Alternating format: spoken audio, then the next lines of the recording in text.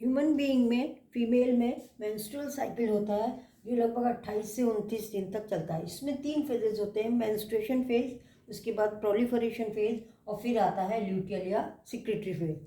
14 day of menstruation में ovulation होता है, ग्राफियन फॉलिकल से ओव्यूल बाहर निकल जाता है और उस समय पर ल्यूटिनाइजिंग हार्मोन और फॉलिकल स्टिमुलेटिंग हार्मोन्स जो हैं वो अपने पीक पर होते हैं, सर्ज होता है। उसके बाद जब ये सिक्रेटरी फेज या ल्यूटियल फेज शुरू होता है तो इनका सिक्रेशन धीरे धीरे कम होता जाता है। तो इसमें क्या होता है, ये चलेगा, सिक्रेटरी फेज चलेगा 14 से 28-29 डेज तक। उसके बाद फिर मेंस्ट्रुएशन फेज आ जाएगा।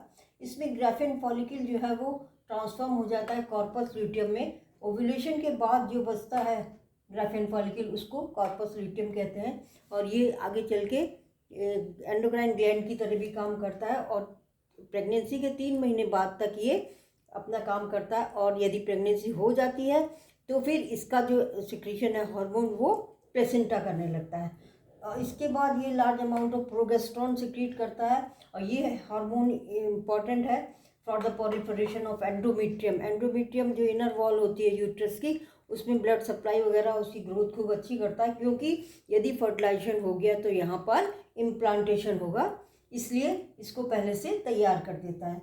फिर इसमें एंडोमेट्रियम प्रोलिफरेट होती है और ल्यूटिनाइजिंग हार्मोन और फॉलिकल स्टिमुलेटिंग हार्मोन जो पिट्यूटरी ग्लैंड से सिक्रीट होते हैं वो सिक्रीट होते रहते हैं, पर उतने नहीं होते जितना पहले 14 ओव्यूलेशन के समय हो गए थे। फिर ईस्ट्रोजन और प्रोजेस्टेरोन जो है ओवरी से सिक्रीट होते रहते हैं और प्रोजेस्टेरोन का लेवल जो है काफ़ी बढ़ जाता है इसमें और बाद में इसके जैसे जैसे ये फेज़ ख़त्म होता है वैसे इसका ये सिक्रीशन कम हो जाता है। ईस्ट्रोजन का ये शुरू में ज़्यादा रहता है, फिर कम होता है और ये बाद में।